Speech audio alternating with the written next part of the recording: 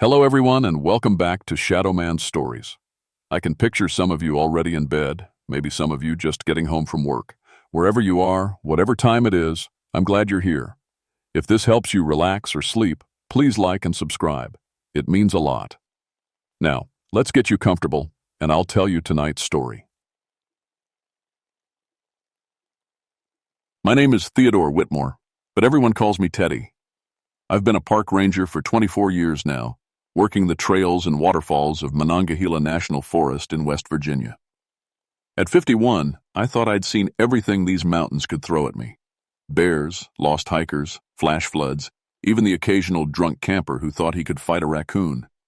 But nothing prepared me for what happened at Blackwater Falls that September. I should tell you up front, I'm not the same man I was before. The doctors say I have selective memory loss. Funny thing is, I can remember every detail of my time in Korea, every face of every soldier who didn't make it home.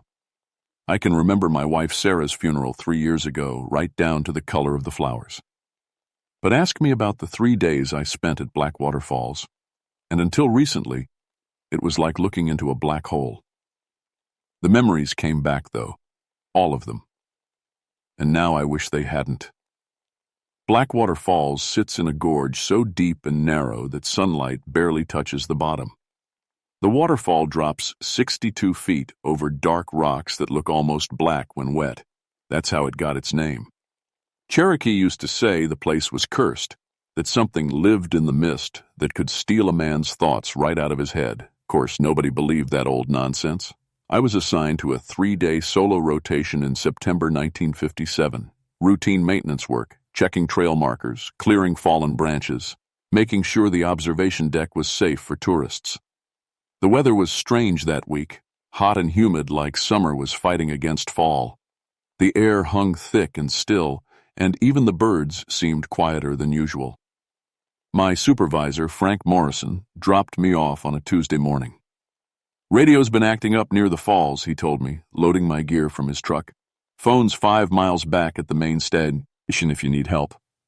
Think you can handle 3 days alone with the waterfall?" I laughed. After Korea, after losing Sarah, I figured some peace and quiet would do me good. "I'll be fine, Frank. See you Friday." The first thing I noticed was how the mist from the falls seemed thicker than normal. It clung to everything, my clothes, my equipment, even my skin, made the air taste metallic, like pennies. The sound of rushing water echoed off the gorge walls, creating this constant whisper that almost sounded like voices if you listened too close. I set up my camp about 50 yards from the falls, in a clearing where the Park Service kept a small maintenance shed. The building was old, built back in the 30s, with thick wooden walls that kept out most of the moisture. Inside, I had a cot, a propane stove, and a desk where I could fill out my daily reports. That first evening, I was writing up my initial survey when I heard something that made me stop. Between the sound of the waterfall, I could swear I heard someone calling for help. Faint, like it was coming from far away, but definitely human. I grabbed my flashlight and headed toward the sound. The mist was so thick I could barely see 10 feet ahead. I called out, "Hello? Anyone there? This is Park Ranger Whitmore." Nothing. Just the waterfall and the echo of my own voice. I searched for an hour, checking every trail and rock formation I could find. No sign of anyone. When I got back to the shed, I made a note in my log. Possible hiker in distress. Investigated. Found nothing. May have been echo effect from waterfall. But as I tried to sleep that night, I kept hearing it. Voices in the mist, too soft to understand, but too clear to ignore. And underneath it all, a feeling I hadn't had since the war, like something was watching me. I should have left then, should have hiked back to the main station and told Frank I was sick. But I'd never walked away from a job in my life, and I wasn't about to start. Besides, what would I tell him? That I was scared of some fog and funny echoes? So I stayed. And by morning, I'd already started forgetting things. Wednesday started wrong. I woke up to find my equipment scattered around the clearing like someone had gone through it during the night. My compass was hanging from a tree branch. My first aid kit was open, contents spread across a flat rock.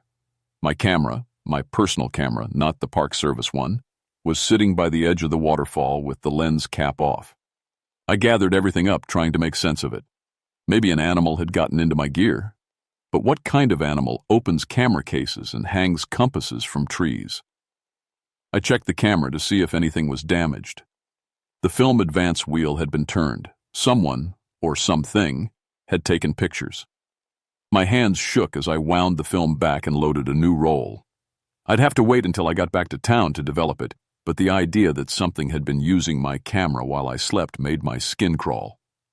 The maintenance work kept me busy most of the morning.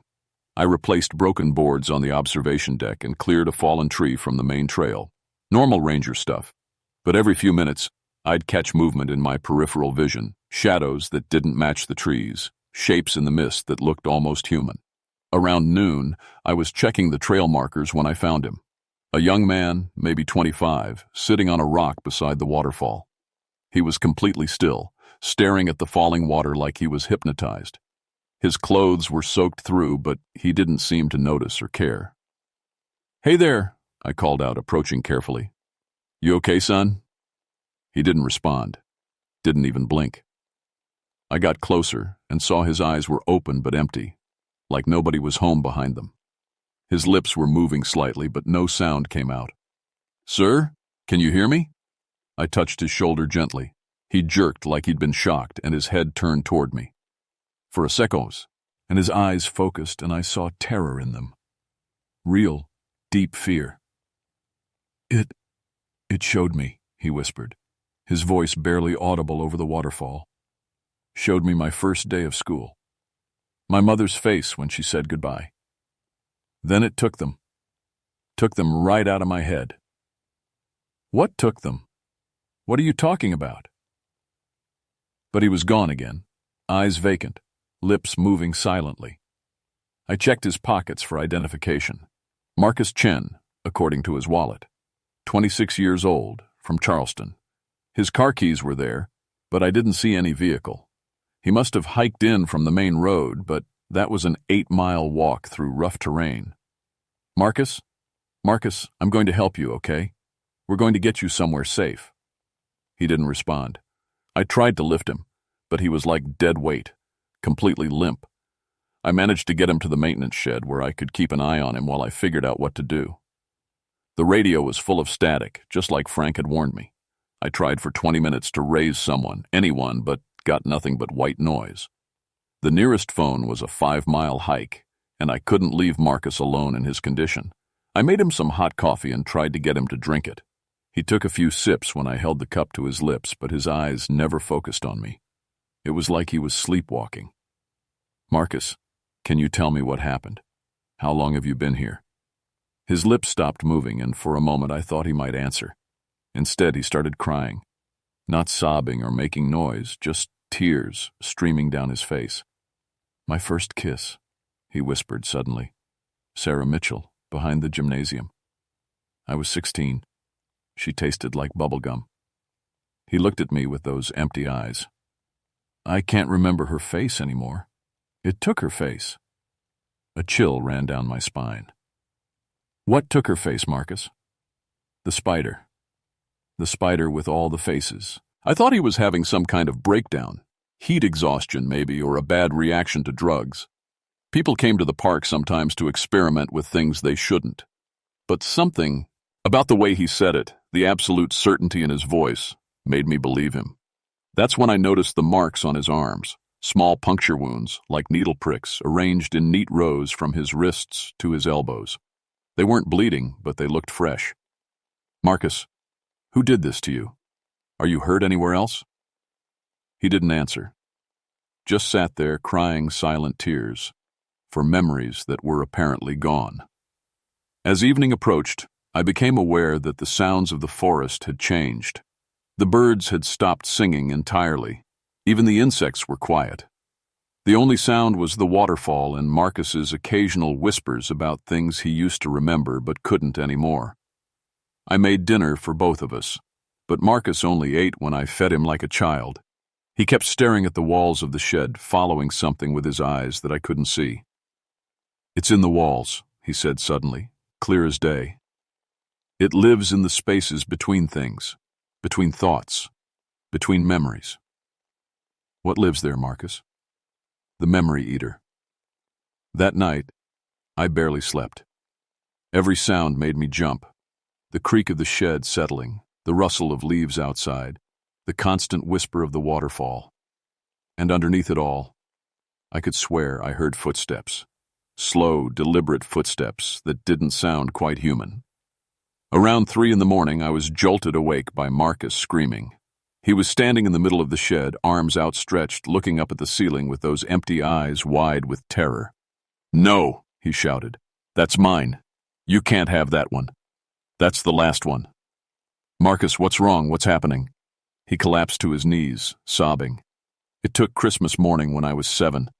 The snow outside, the smell of my mother's coffee, the sound of wrapping paper.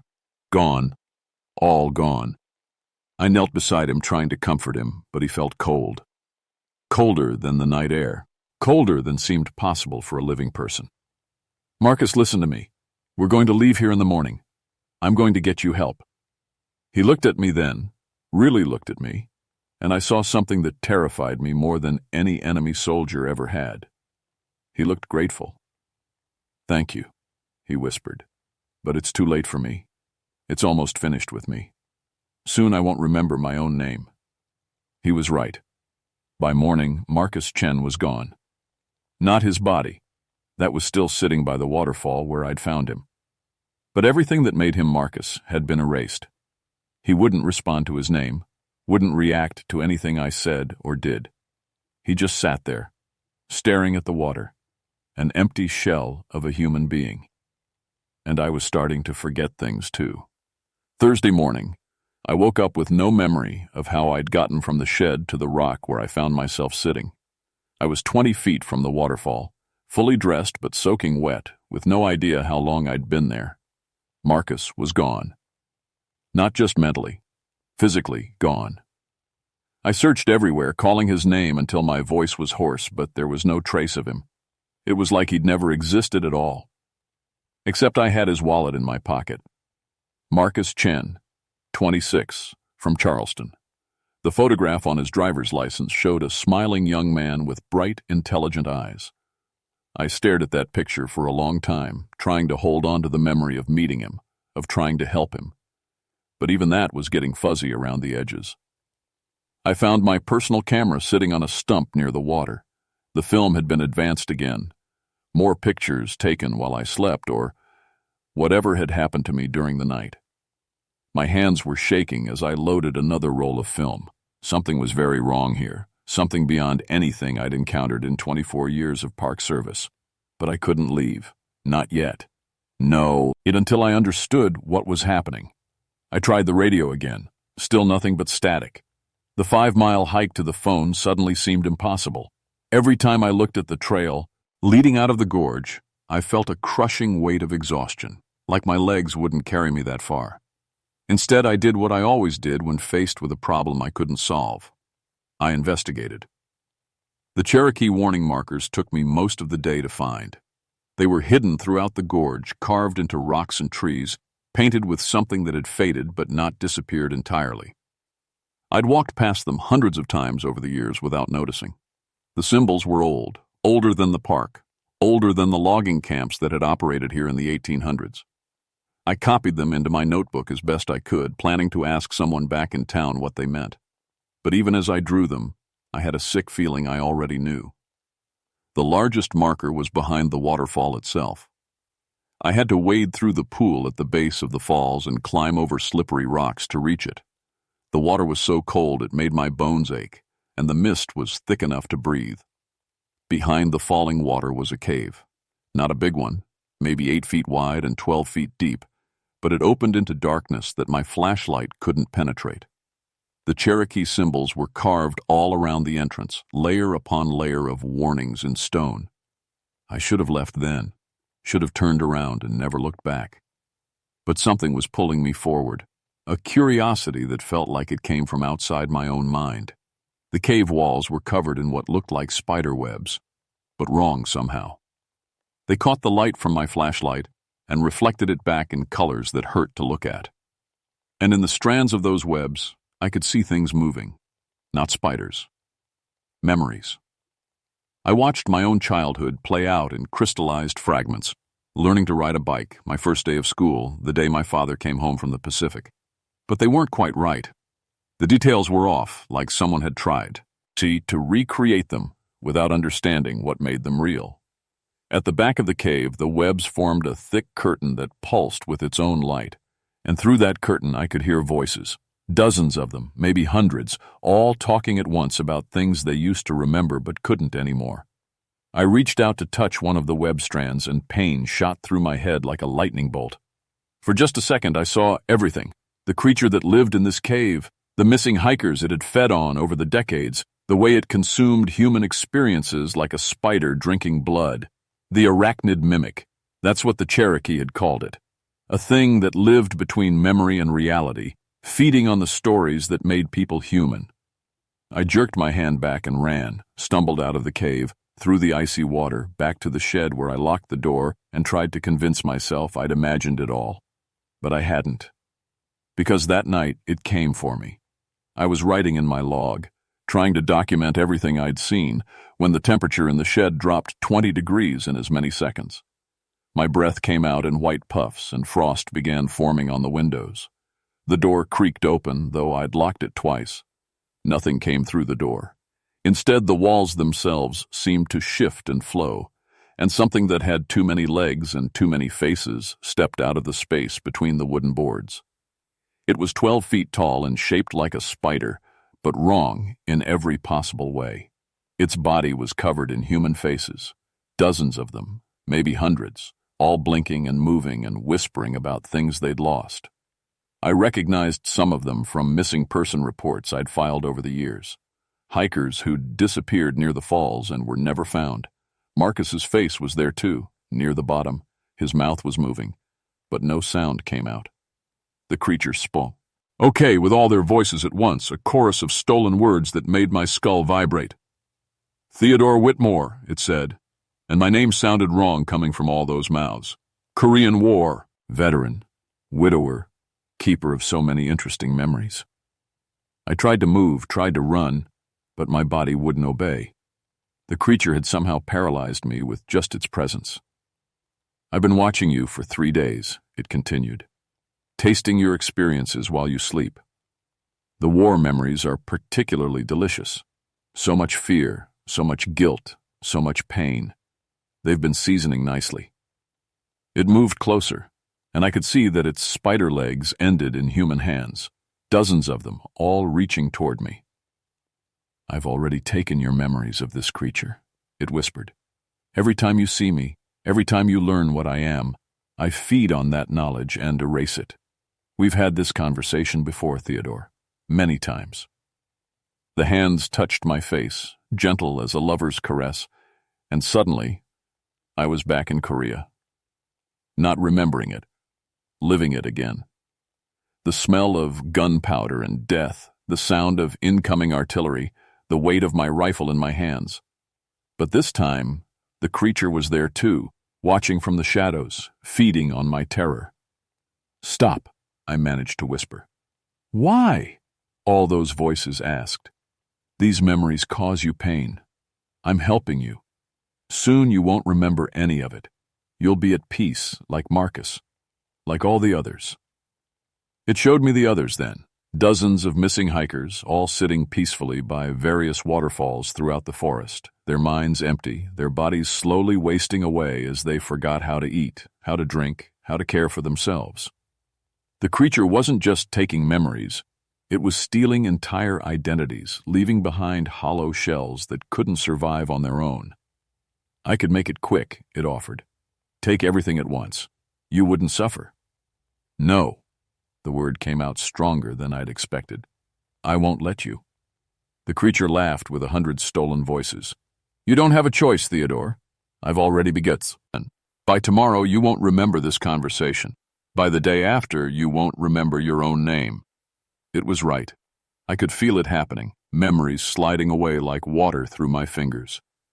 My wedding day, my first kiss, the day I'd enlisted. All of it growing dim and distant. But there was one thing it hadn't counted on. One memory it couldn't take because it didn't understand what it meant. "You're wrong," I said, forcing myself to stand despite the paralysis. "There's something you missed." The creature tilted its horrible head, dozens of faces blinking in curiosity. I pulled out my notebook and pen. "I've been writing it all down. Everything you've taken, everything you've shown me. And there's one memory you can't touch because it's not mine anymore." I started writing as fast as I could, documenting everything I'd seen and learned. The creature reached for me, but something held it back. "What are you doing?" it demanded. "Making new memories," I said. "Fresh ones, and hiding them somewhere you can't reach." Because I'd realized something. The creature fed on existing memories, on experiences that had already happened. But the act of writing, of creating a record in real time, that was something different. Something new being born every second. It couldn't feed on memories that didn't exist yet.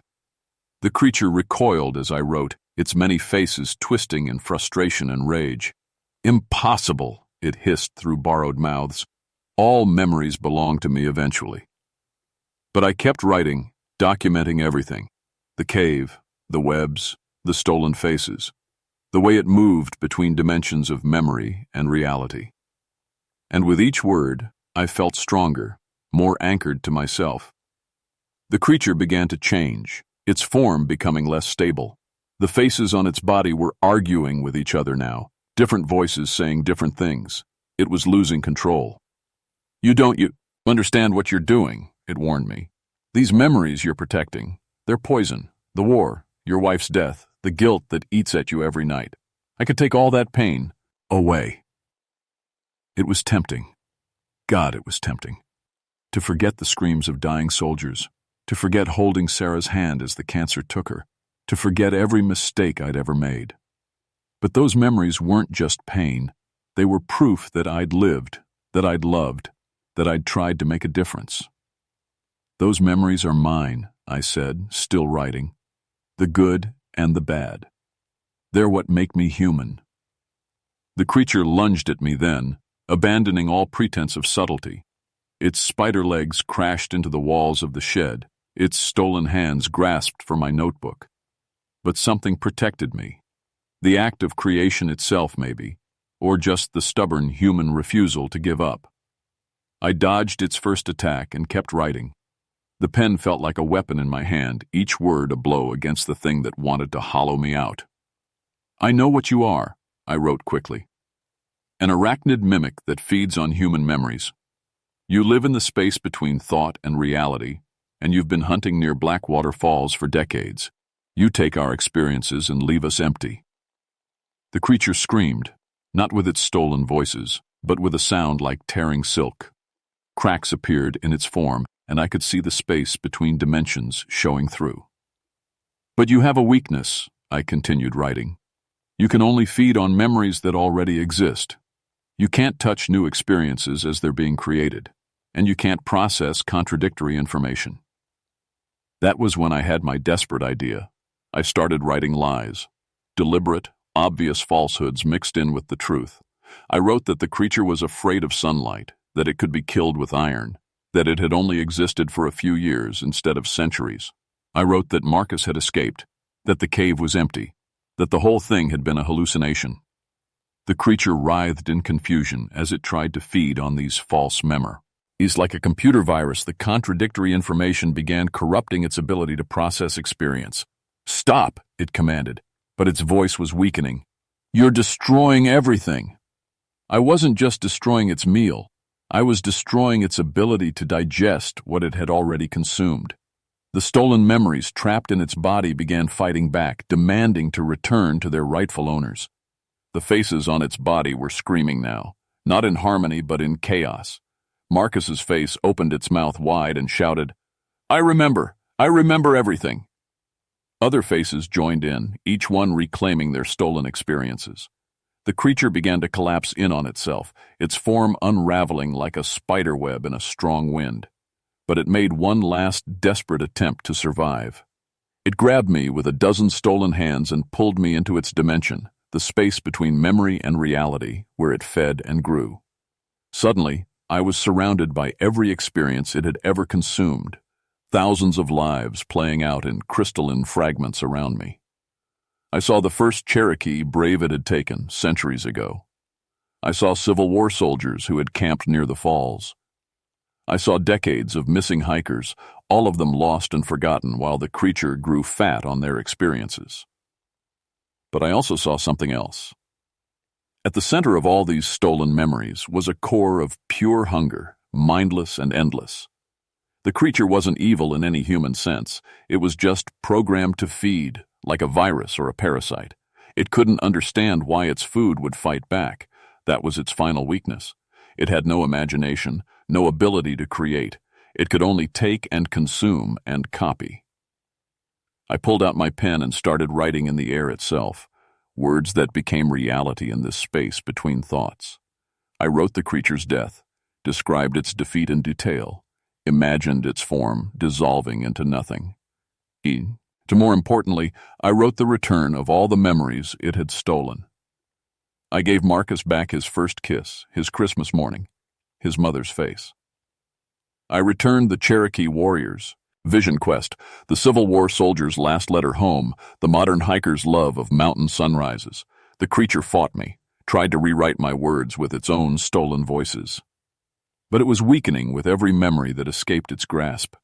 Its form grew smaller and more twisted until it was barely the size of a normal spider. "Please," it whispered with its last remaining voice. A young girl who had disappeared near the falls in 1923. "I'm so hungry. I've always been so hungry." For a moment I almost felt sorry for it. But then I remembered Marcus sitting empty-eyed by the waterfall, and all the other victims who had died when their identities were completely erased. "Find something else to eat," I said, and wrote its final dissolution. The creature screamed once more and vanished. The dimension of stolen memories collapsed around me, and I found myself back in the maintenance shed, alone and shaking. My notebook was full of words I didn't remember writing, all in my own handwriting, but telling an impossible story. Outside, dawn was breaking over Blackwater Falls, and for the first time in 3 days, I could hear birds singing. They found me 3 days later, sitting by the waterfall with my notebook clutched in my hands. Frank Morrison said I'd been reported missing when I didn't check in Friday morning. The search and rescue team had been looking for me all weekend. "You were just sitting there," Frank told me later in the hospital. "Awake, but not responding, like you were somewhere else entirely." The doctors called it selective amnesia brought on by stress and isolation. They said my memory would probably return gradually, but they couldn't explain why I'd forgotten only the 3 days at Blackwater Falls while everything else remained crystal clear. I didn't tell them about the notebook, let them think it was stress. It took me weeks to work up the courage to read what I'd written during those missing days. When I finally did, sitting in my living room with all the lights on and the doors locked, it all came flooding back. Every terrifying detail, every stolen memory, every moment of the final battle in that impossible space between thoughts. I also developed my personal film from the camera. The pictures showed things that shouldn't exist, shadows with too many arms, faces in the mist that belonged to missing hikers, and in the final shots, clear images of the arachnid mimic itself. Proof that it had all really happened. Marcus Chen's body was never found, but 3 days after I got out of the hospital, his family received a phone call. He was alive and well in Charleston, with no memory of ever visiting Blackwater Falls. He'd apparently been working at his regular job the whole time, though his coworkers later said he'd seemed distant for a few days. Other missing persons cases began resolving themselves too. People who had disappeared near waterfalls throughout the region started turning up, all of them healthy but with no memory of where they'd been. The families were grateful to have them back, even if the returned loved ones seemed somehow diminished, like they'd lost something essential but couldn't remember what.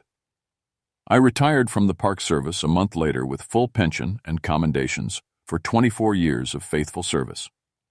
Nobody questioned my decision to leave. Everyone understood that what happened at Blackwater Falls had shaken me badly, even if they didn't know the real reason why. The falls themselves were closed to the public 6 months later due to geological instability. The official report cited concerns about rockfall and erosion, but I knew the truth. Someone in the Park Service had noticed the pattern of disappearances near waterfalls and decided to take no chances. I moved to a small tapas, one in Ohio, far from any significant waterfalls or gorges. I bought a simple house with a big front porch and started writing everything down. Not just the encounter with the memory eater, but every experience I could remember. Childhood birthdays, first dates, quiet moments with Sarah, the faces of soldiers who didn't come home from Korea. I write for hours every day, creating new memories even as I preserve the old ones. It's become a compulsion, maybe even an obsession. But I've learned that the act of remembering, of putting experiences into words, is one of the most human things we can do. Sometimes, late at night when the house is quiet, I think I can hear whispers in the sound of running water from the kitchen faucet. Voices trying to tell me about things they used to remember but can't anymore. When that happens, I turn off all the water in the house and sit down to write until the voices fade. Because I know the truth now. The memory eater might be gone, but it was never the only one. There are things in this world that feed on what makes us human. Our experiences, our connections, our sense of who we are. They hide in the spaces between thoughts, in the gaps in our attention, in the places where we stop paying careful attention to our own lives.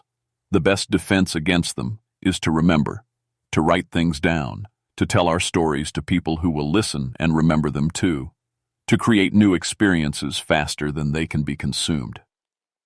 I still have Marcus Chen's wallet. I keep it on my desk as a reminder that some things are worth fighting for, even when the odds seem impossible, especially then. And sometimes, when I'm writing late at night and the words are flowing like water over stone, I can almost see him in my peripheral vision, a young man with bright, intelligent eyes, smiling because he remembers his first kiss, his mother's coffee, Christmas morning snow. He's whole again. They all are. But only because someone bothered to remember them.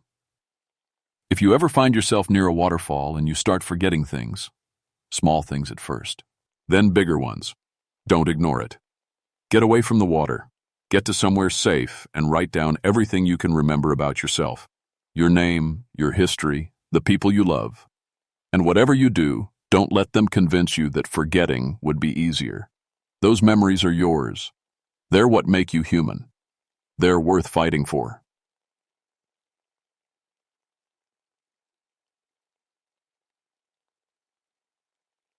My name is James Ironheart, and I've been a ranger in the Monongahela National Forest for 19 years. In all that time, I've pulled dozens of climbers off these West Virginia rocks. Broken bones, twisted ankles, the occasional heart attack from someone who bit off more than they could chew. But nothing like what happened at Seneca Rocks in October of 1978. I should have known something was wrong when the radio crackled to life that Tuesday morning. 3 climbing accidents in 2 days. That just doesn't happen here. Seneca Rocks draws experienced climbers, not weekend warriors who don't know a carabiner from a can opener. Captain Ironheart, came the voice of dispatch. We've got another one at Seneca. Climber named Tommy Chen, same as the others. Dislocated joints, claims the rock grabbed him. I set down my coffee and stared out the window of the ranger station. The massive sandstone formation jutted up from the forest like God's own tombstone, pale and imposing against the gray October sky. I'd climbed those rocks myself countless times. They were solid, reliable, predictable. Send Goldstream and the rookie to meet me there, I told dispatch, and get me the files on the other 2 accidents. Patricia Goldstream had been working under me for 8 years, sharp as a tack and twice as tough. If anyone could figure out what was causing these accidents, it was her. The rookie, Michael Flintridge, was green but eager. 6 months on the job and still jumped when I spoke too loud, but he had a geology degree from WVU, and that might come in handy. The drive to Seneca Rocks took 30 minutes through winding mountain roads lined with maples showing their October colors. Beautiful country, but today it felt different. The trees seemed too quiet. No bird songs, no rustling leaves. Even the squirrels had gone silent. I met my team at the base of the rocks where a small crowd had gathered around the ambulance. Tommy Chen sat on the tailgate, his left shoulder at an odd angle, his face pale with shock.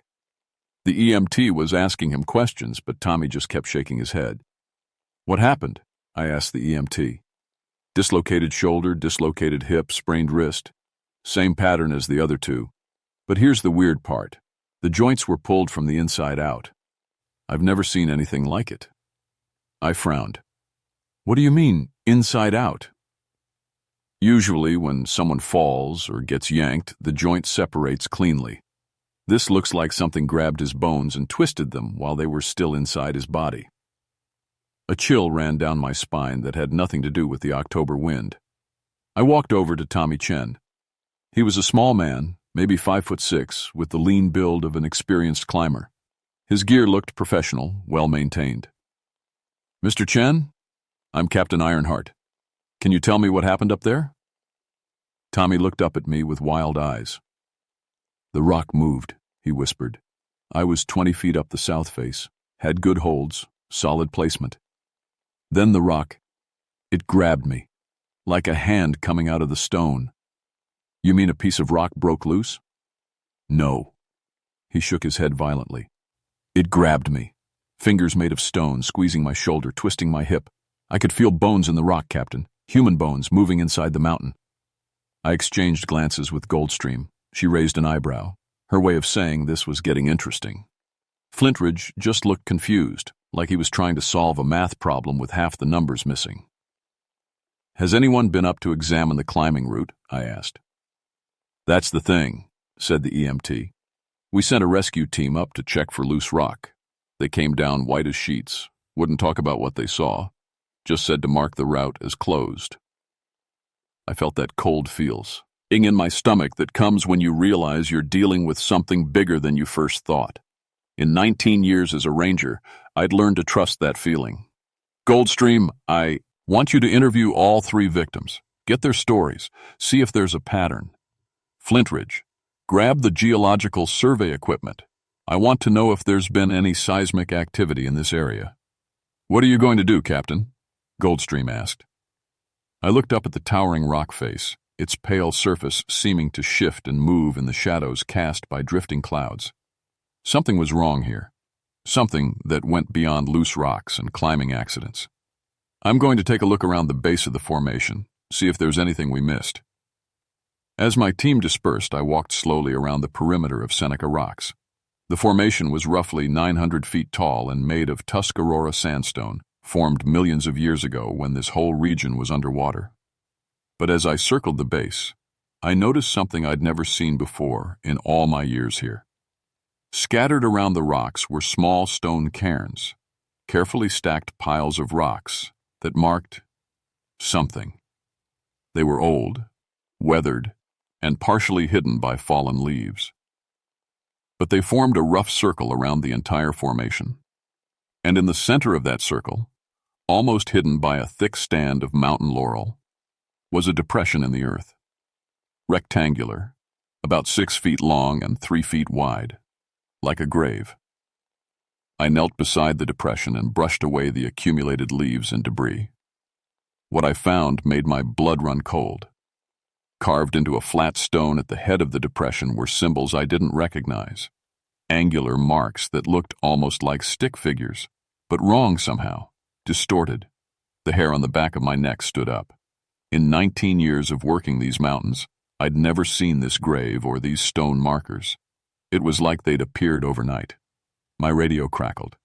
"Captain, this is Goldstream. You need to hear what I found." "Go ahead." I interviewed Sarah Martinez first. She was the victim from Sunday.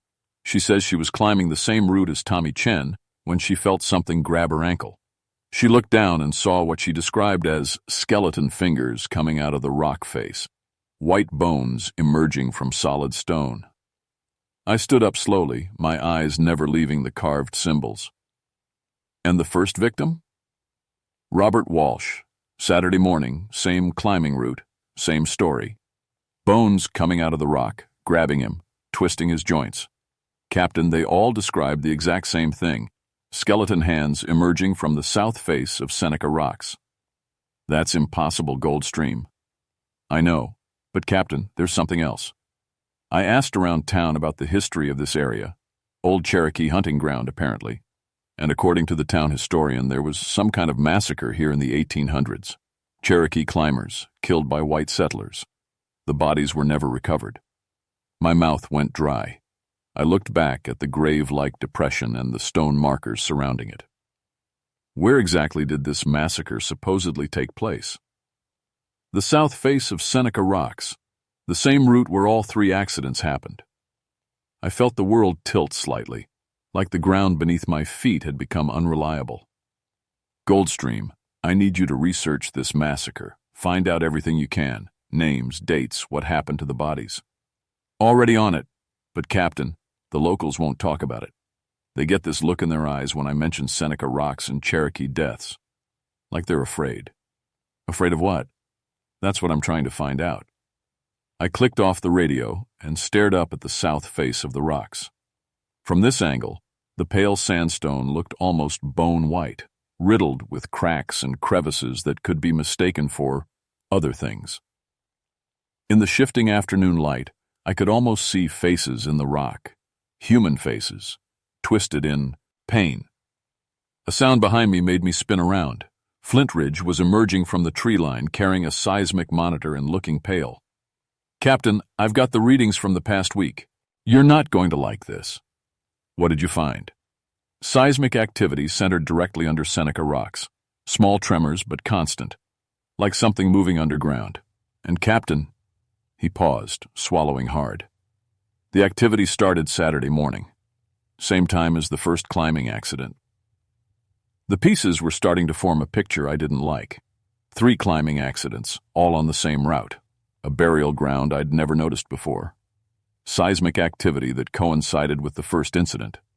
And a massacre that supposedly happened on the exact same rock face where people were now being attacked by skeleton hands. Flintridge, I want you to run ground-penetrating radar on this area. Map out whatever's underneath. Yes, sir, but Captain, there's something else. When I was setting up the equipment, I heard something. What kind of something?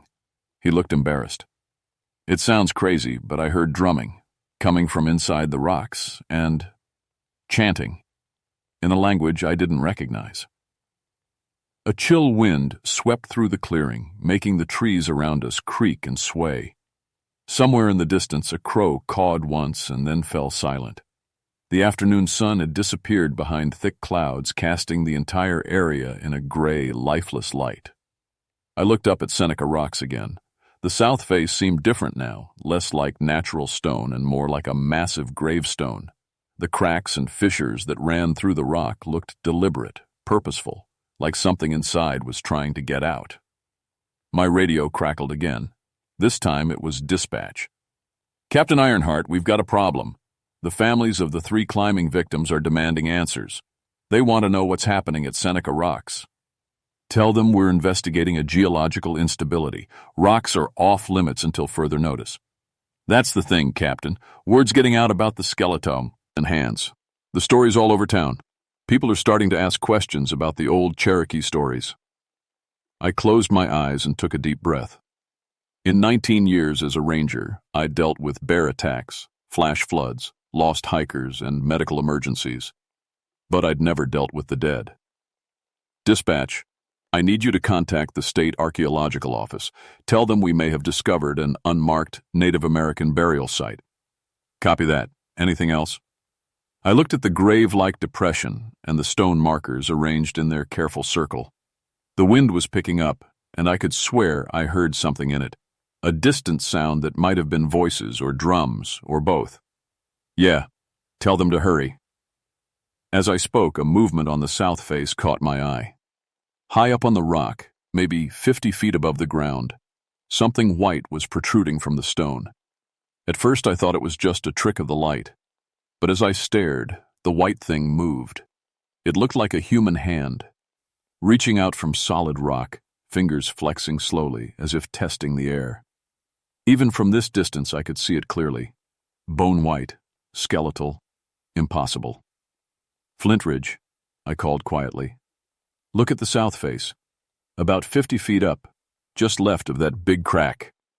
He followed my gaze and went rigid. "Oh my God. Captain, that's not possible." As we watched, the skeletal hand was joined by another, and another. White bones emerging from the stone like the rock itself was giving birth to the dead. In the growing twilight, they moved with slow, deliberate purpose, as if they were trying to pull themselves free from their stone prison. And somewhere in the wind, I could swear I heard them calling. The hands disappeared as soon as we started climbing toward them. By the time we reached the 50-foot mark on the south face, there was nothing but solid rock. But the stone felt differs, rent under my fingers, warm, almost pulse-like, as if something alive was moving just beneath the surface. "Captain," Flintridge whispered, his voice shaking. "Look at this." He was pointing to a section of rock about arm's reach to our left. What I saw made my stomach drop. Embedded in the solid sandstone, as if it had grown there over millions of years, was a human skull. Not a fossil. An actual skull, with empty eye sockets that seemed to stare directly at us.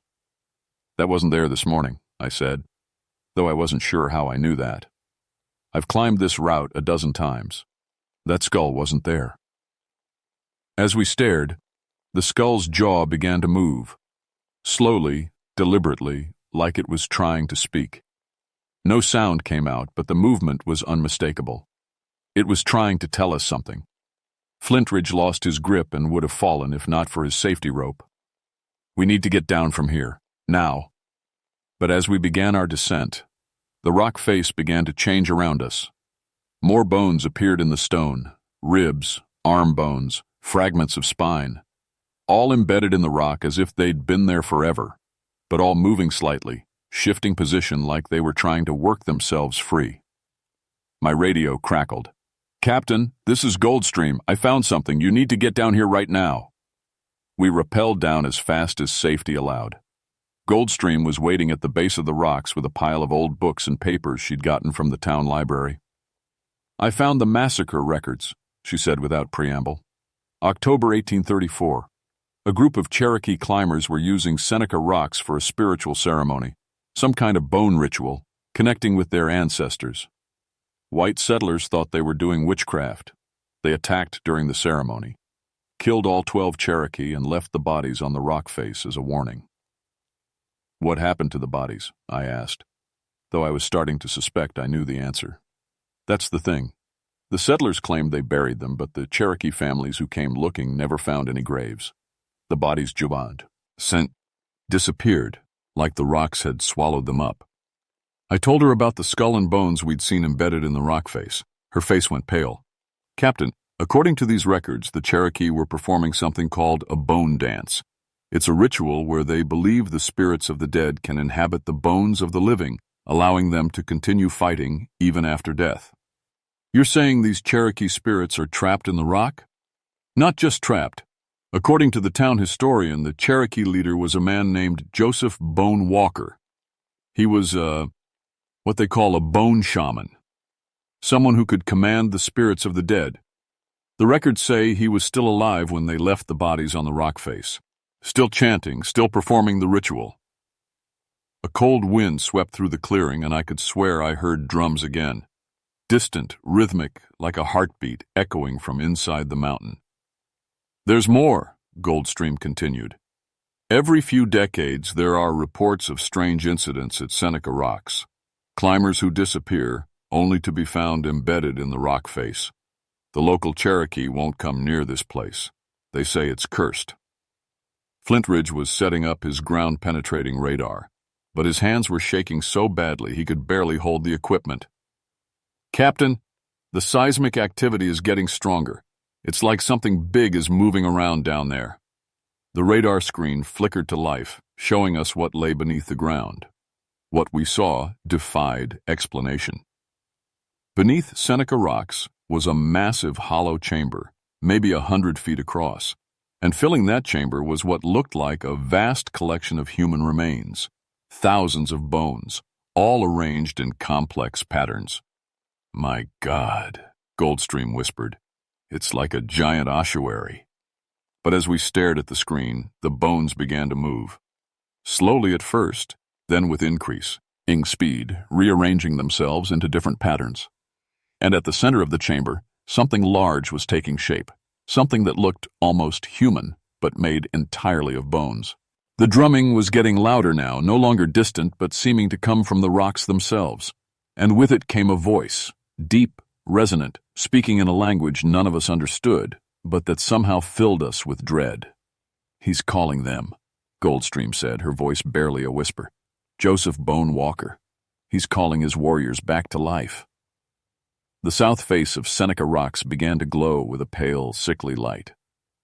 And in that light we could see them clearly now.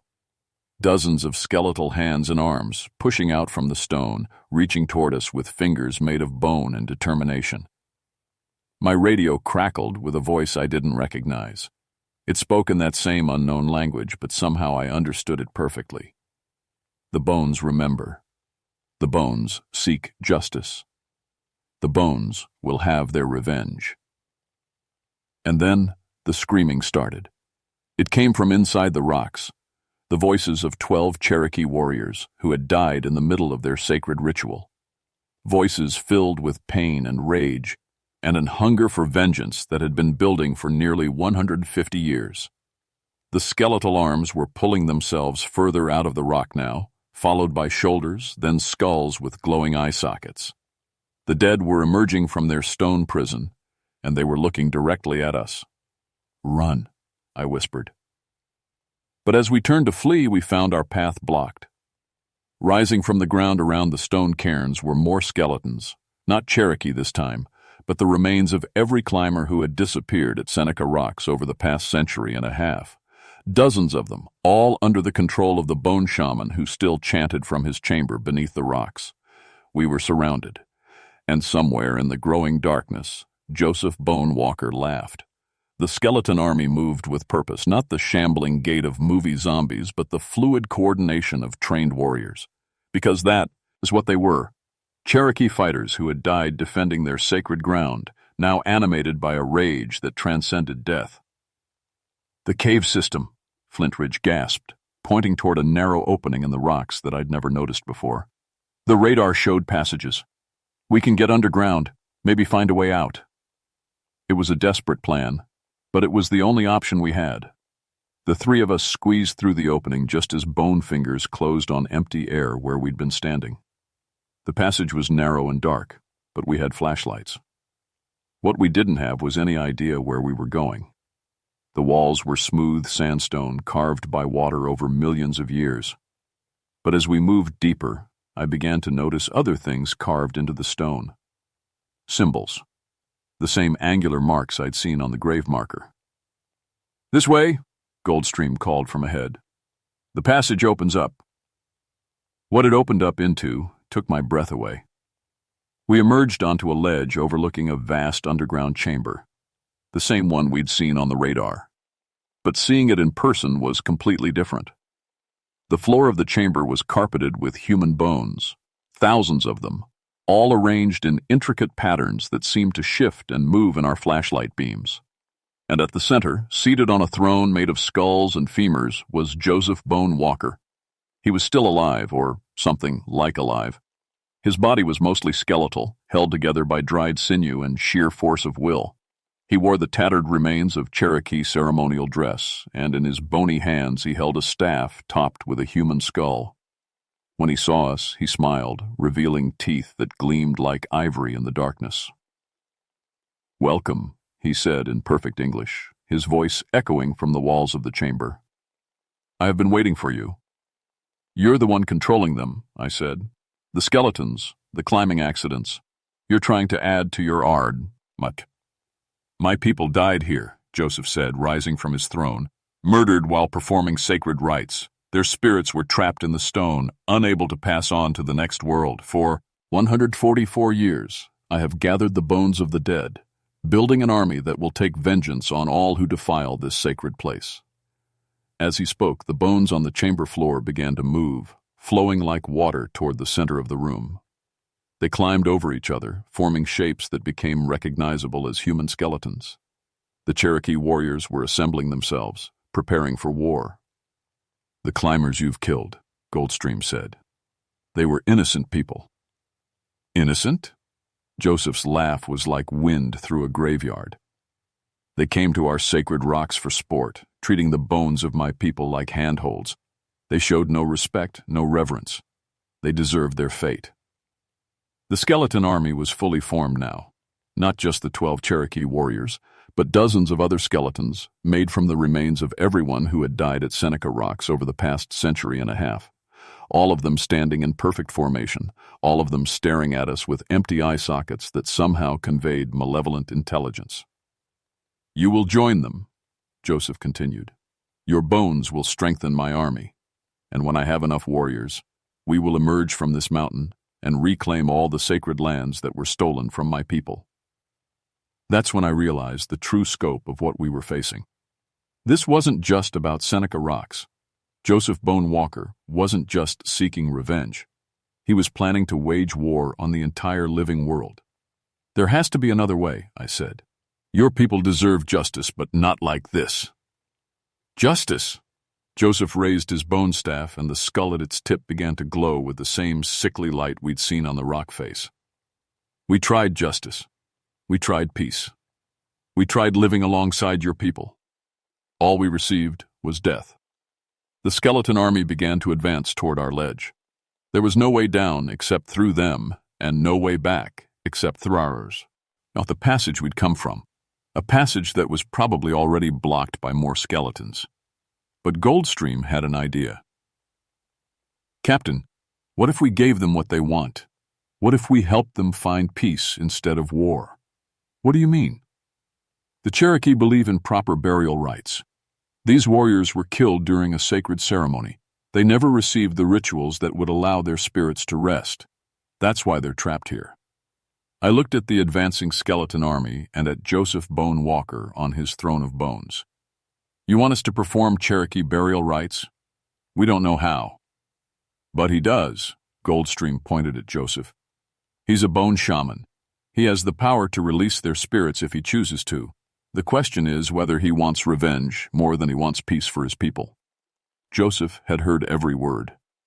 The skeleton army stopped advancing, waiting for his command. For a long moment, the chamber was silent except for the dripping of water somewhere in the darkness. "You would do this?" Joseph asked finally. "You would help the spirits of my people find rest?"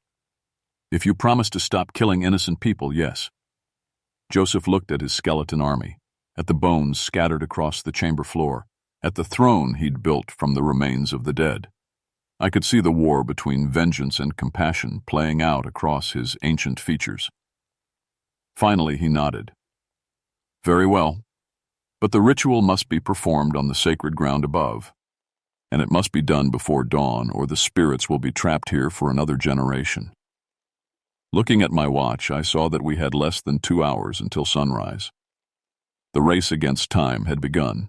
Getting Joseph and his skeleton army back to the surface should have been impossible, but the bone shaman had been carving passages through the rock for nearly 150 years. Hidden tunnels connected the underground Hamber to dozens of openings throughout the Seneca Rocks formation. We emerged near the base of the south face just as the first pale hints of dawn began to touch the eastern horizon. Joseph moved with surprising speed for someone held together by willpower and dried sinew, directing his skeleton warriors to arrange themselves in a wide circle around the stone cairns. "The bones must be returned to the earth," Joseph explained as he prepared for the ritual. "Each warrior must be buried individually, with the proper ceremonies to guide their spirits to the next world." "How long will this take?" I asked, watching the sky grow lighter. "Long enough," Joseph said grimly. "But first, you must understand what you are asking me to give up. For 144 years, these warriors have been my only companions. When they find peace, I will be alone." I looked at the bone shaman, really looked at him for the first time. Beneath the rage and the supernatural power, I saw something I recognized from my own experience as a soldier in Vietnam, the exhaustion of someone who had been fighting for too long. Maybe it's time to stop fighting, I said quietly. Joseph nodded slowly. Perhaps you are right. The burial ritual began with Joseph chanting in Cherokee, his voice carrying across the mountain despite his ancient vocal cords. One by one, the skeleton warriors lay down in the graves that appeared in the earth as if by magic. As each warrior was covered by soil that moved of its own accord, a faint light rose from the grave and dissolved into the dawn sky. I watched the spirits of 12 Cherokee warriors finally find the peace they'd been denied for nearly a century and a half. It was beautiful and heartbreaking at the same time. But as the last warrior disappeared into the earth, Joseph Bone Walker began to fade as well. His purpose fulfilled, his long vigil finally over, he was being released from the bonds that had kept him trapped between life and death. "Wait," Goldstream called out. "What about the other skeletons? The climbers who died here?" Joseph smiled sadly. "They were never meant to be warriors.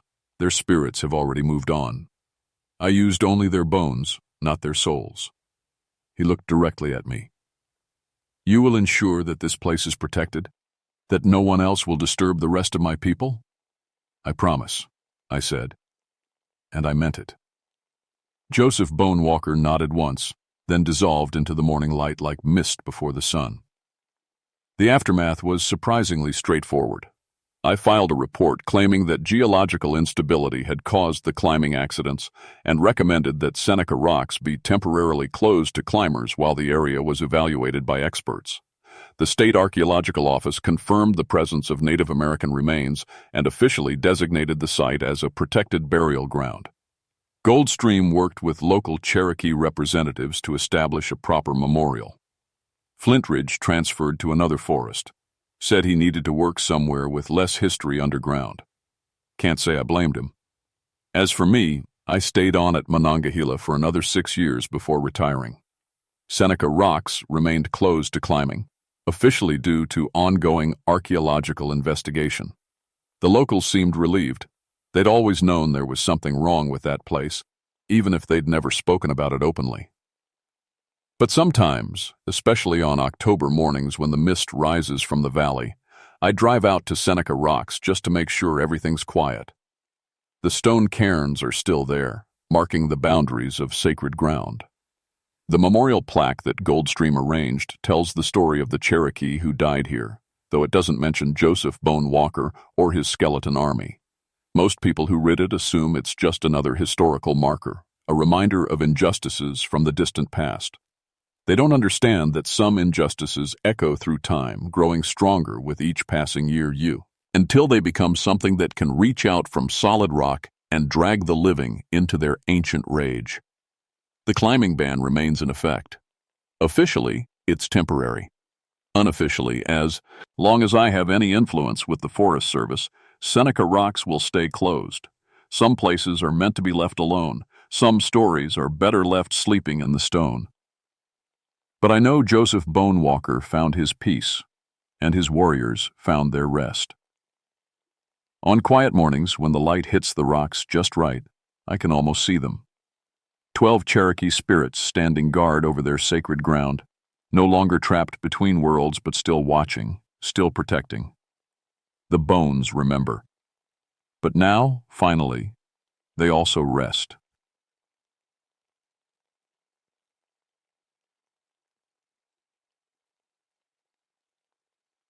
My name is Catherine Bloodworth, but everyone calls me Kate. I've been a park ranger at New River Gorge for 11 years now, and I thought I'd seen everything these mountains could throw at me. I was wrong. October 31st, 1977. Halloween morning came cold and gray, with fog hanging thick in the gorge like cotton stuffed in a wound. I remember thinking that was a weird comparison to make, but my brain does that sometimes. Finds dark angles in ordinary things. Maybe that's what kept me alive. The new bridge construction had been going on for months. Every morning I'd drive past the worksite, checking on safety protocols and making sure the crews weren't disturbing any protected areas. The bridge was going to be massive when finished, spanning the entire gorge, connecting the two sides of our little world. Progress, they called it. I'd been climbing these rocks since I was 12. My daddy taught me before he died in a mining accident. Kate, he used to say, these mountains will test you every day. Respect them, and they might let you live. I thought I understood what he meant. That morning felt different, though. The usual sounds were wrong. No birds singing, no squirrels chattering. Even the construction noise seemed muffled, like the fog was swallowing everything. I pulled my truck up to the site office and grabbed my clipboard and radio. "Morning, Kate," called out Bill Morrison, the site supervisor. He was a good man, been working construction for 20 years, but his smile looked strained. "Glad you're here early today. Something wrong?" "Well," he scratched his beard. "Probably nothing. One of the boys didn't show up this morning, Tommy Chen. Kid's been working the high cables all week. Never missed a day before." I wrote Tommy's name on my report sheet. "Family emergency, maybe?" "That's what I figured, but his landlord called around 7, said Tommy never came home last night. His truck's still in the parking lot." A cold finger traced down my spine. Workers didn't just vanish, not in my park. "Show me where he was working yesterday." Bill led me to the edge of the gorge where massive steel cables stretched across the gap. The bridge would hang from these eventually, but for now they were just lines disappearing into the fog below. Safety equipment lay scattered around, hard hats, tool belts, rope. "He was checking cable tension on the south side," Bill said. "Last anyone saw him was around 6 yesterday evening." I knelt down and studied the ground. Boot prints in the mud, all jumbled together. Too many people had walked through here to make sense of the tracks. But something caught my eye. Dark stains on the rocks near the cable anchor point. "Bill, what's this?" I pointed to the stains. He leaned down and frowned. "Could be oil, or..." He touched one of the stains and brought his finger up. It was red-brown and sticky. "Jesus, that's blood." My radio crackled to life. "Base to Ranger Bloodworth. We've got a situation down in Section 7. You need to get down here now." Section 7 was at the bottom of the gorge. I grabbed my climbing gear from the truck and started rappelling down the cliff face, following the old hiking trail that wound between the rocks. The fog was thicker down here, and the temperature dropped 10 degrees. My breath came out in white puffs. I found the other ranger, Mike Stevens, standing next to a cluster of boulders. He looked pale, and I could smell vomit in the air. "What have we got, Mike?" "Found him 20 minutes ago, Kate. You're not going to believe this."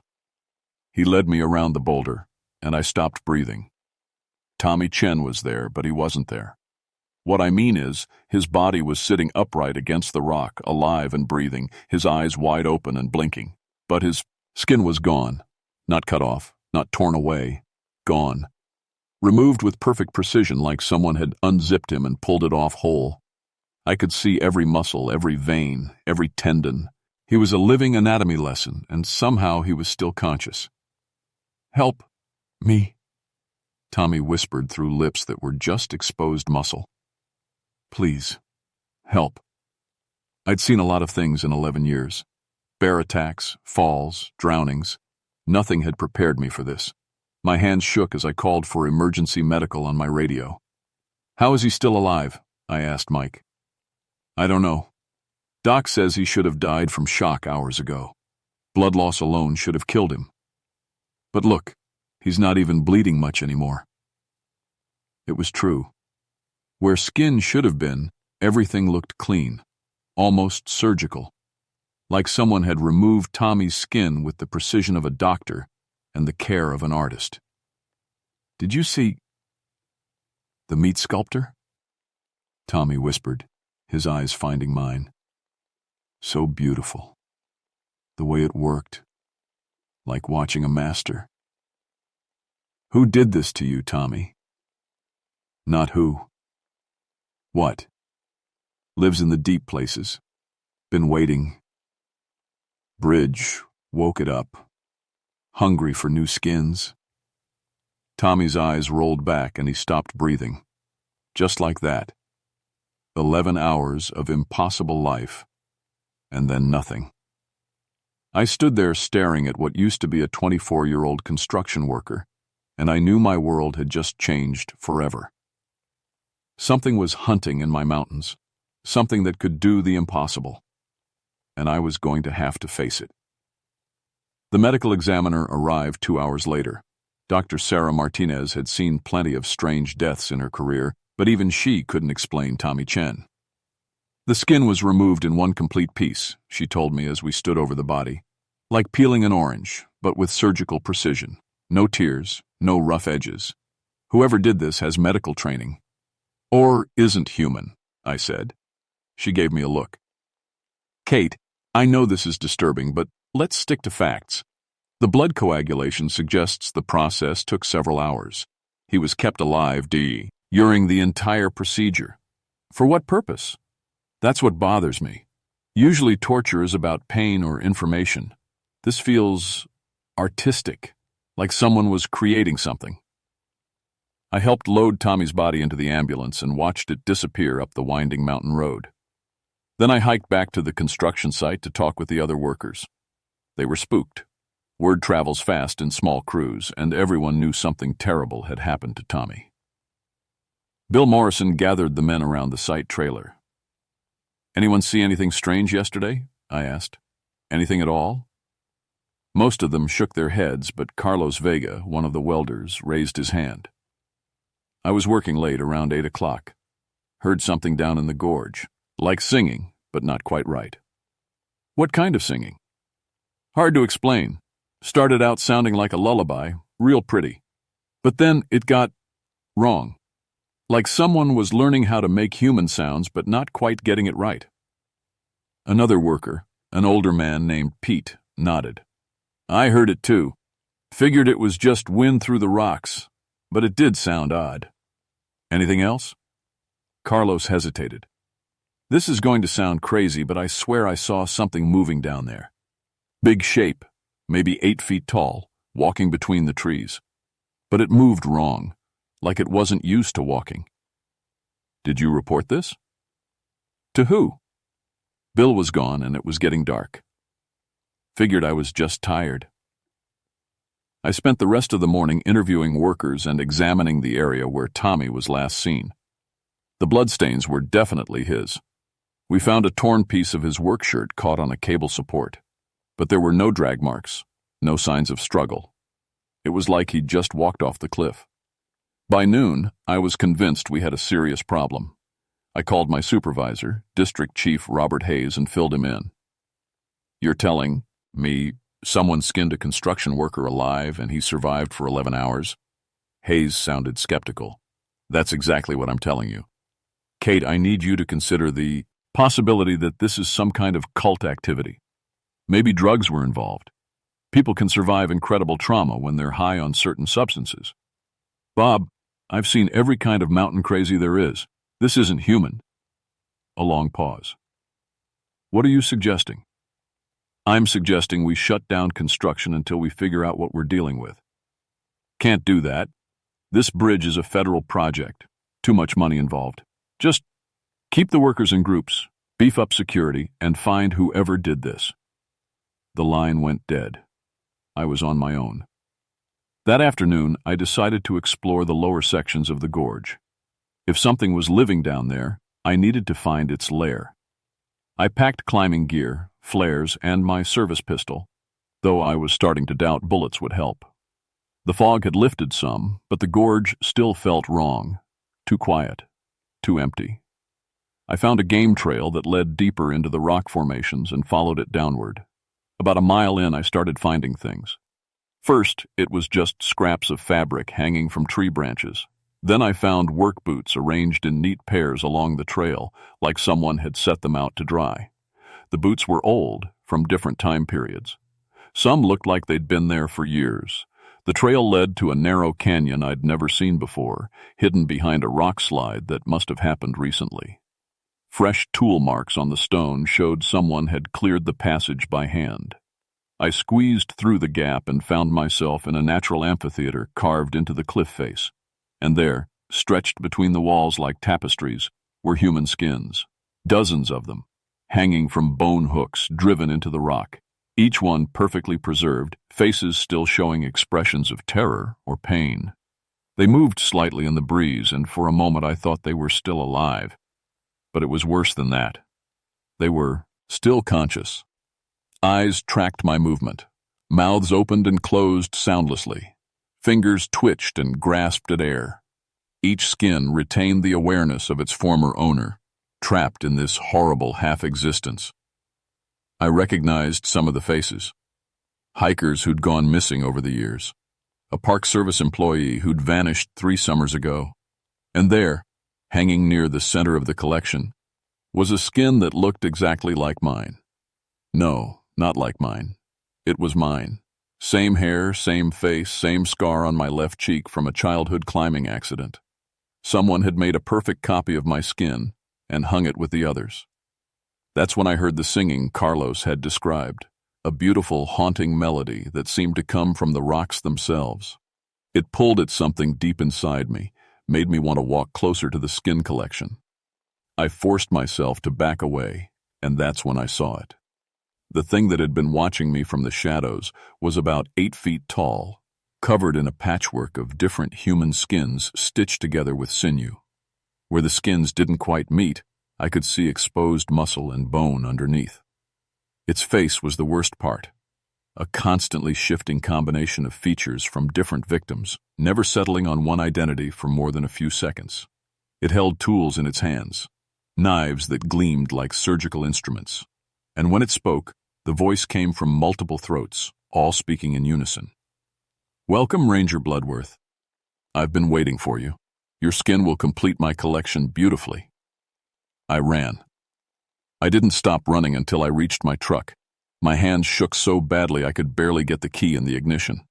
By the time I got back to town, the sun was setting, and I knew I had to warn people. But who would believe me? I tried calling Chief Hayes again, but he was in meetings. I left 3 increasingly frantic messages on his voicemail, trying to explain what I'd seen without sounding completely insane.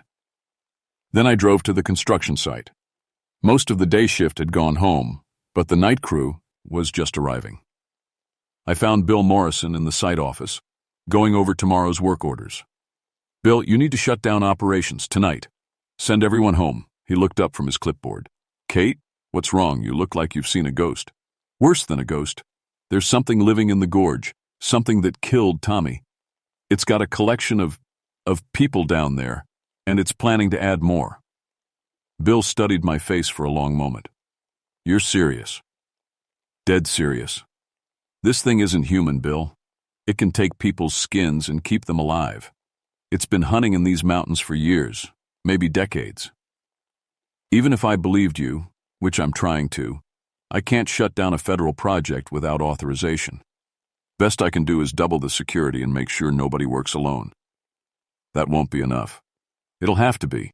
Look, Kate, I trust you. You've never steered me wrong. But I've got 40 men depending on this job and contracts that'll ruin me if we miss deadlines. Help me protect my workers, and we'll get through this." I wanted to argue, but I could see it was useless.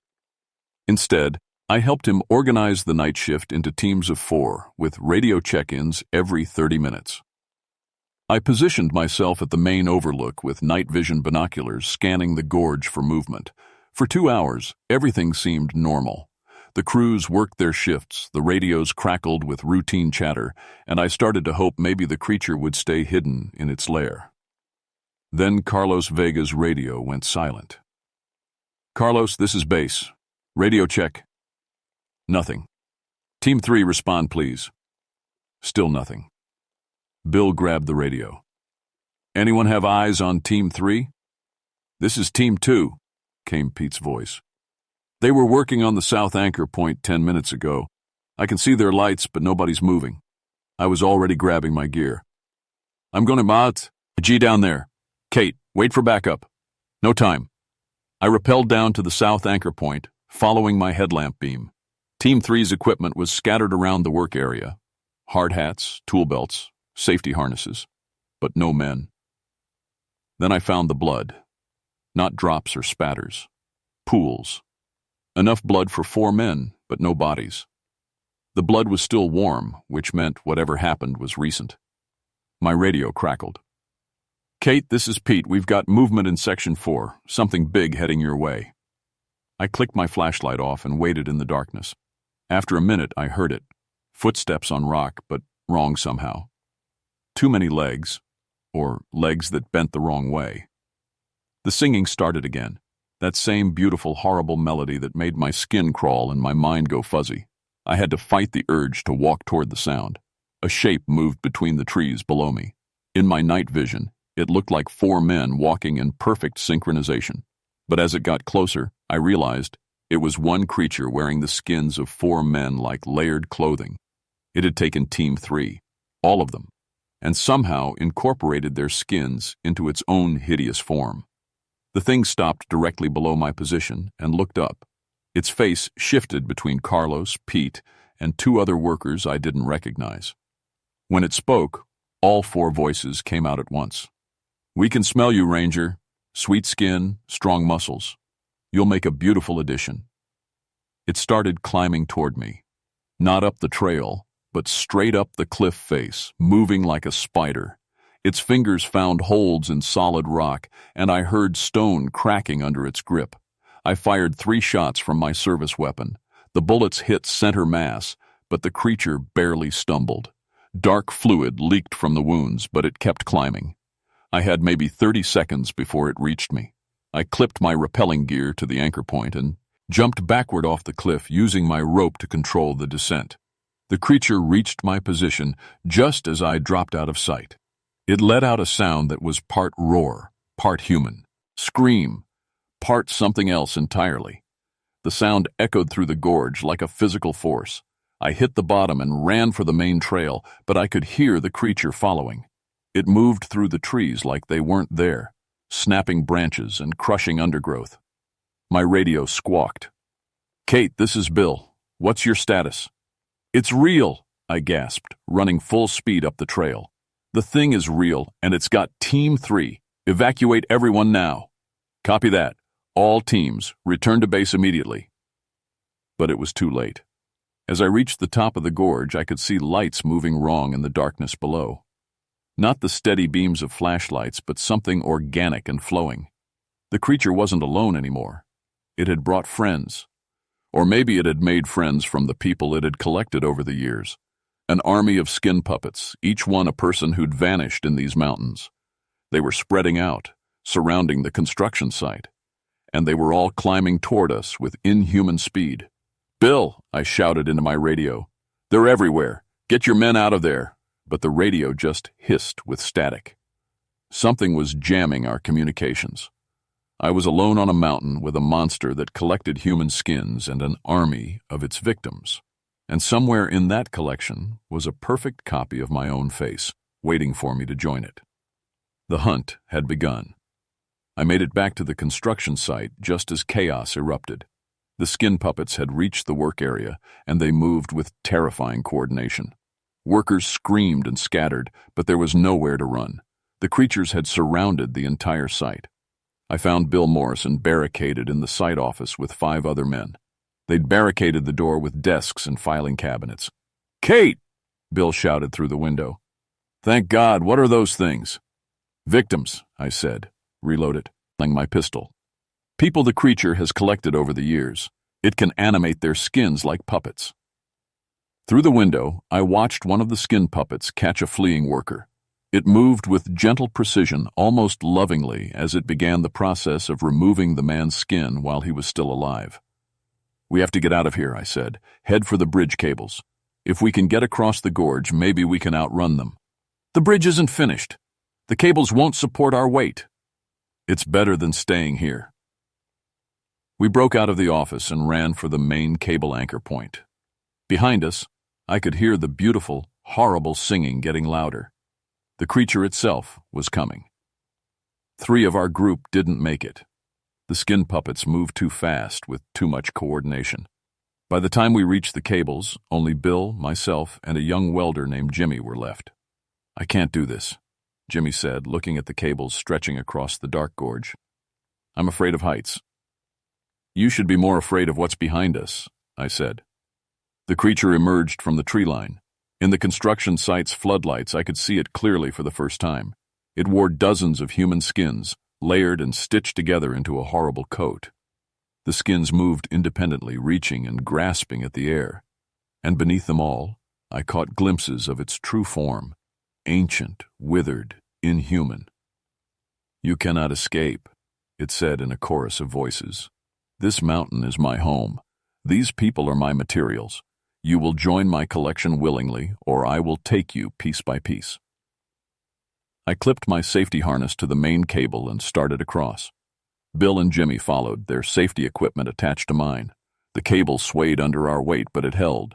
We were halfway across when the creature started climbing the cable support tower. It moved up the steel frame. It worked like it was walking on level ground. "Faster!" I shouted, but Jimmy panicked. He looked down at the 800-foot drop and froze completely. "I can't move! I can't move!"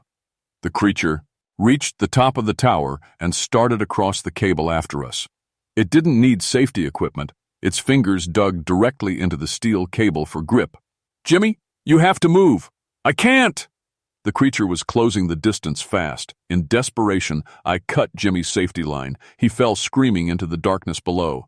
"Jesus Christ, Kate!" Bill shouted. "You killed him! He was already dead. Move!"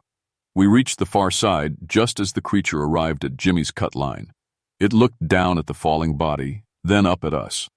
Its face shifted through a dozen different expressions before settling on something that might have been amusement. "You think distance will save you?" it called. "I have been collecting in these mountains for 300 years. There is nowhere you can hide." It jumped. Not fell. Jumped. All the way across the gorge, landing on our side with inhuman grace. The impact cracked the rock under its feet. Bill and I ran into the forest on the far side, but I knew it was hopeless. The creature was faster, stronger, and it knew these mountains better than I did. We came to an old Cherokee burial ground I'd discovered years ago during a survey. Stone markers covered in carved symbols surrounded a central fire pit. Bill collapsed, exhausted. "Kate, I can't run anymore." The creature emerged from the trees, moving slowly now. It knew we were trapped. But something was different here. The carved symbols on the stones were glowing faintly in the moonlight, and the creature seemed reluctant to enter the circle. "Interesting," it said, staying just outside the stone markers. "You found my origin point.